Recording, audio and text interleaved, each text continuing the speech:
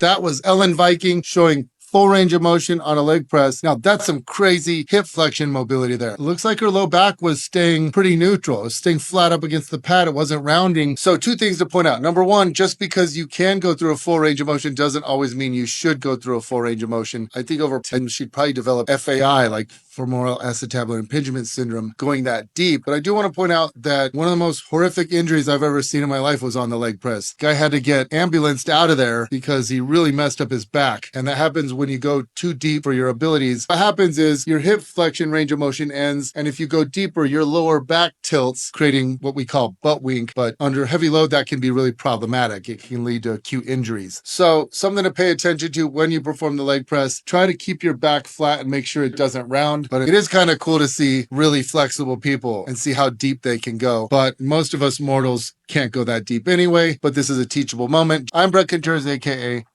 The Glute Guy.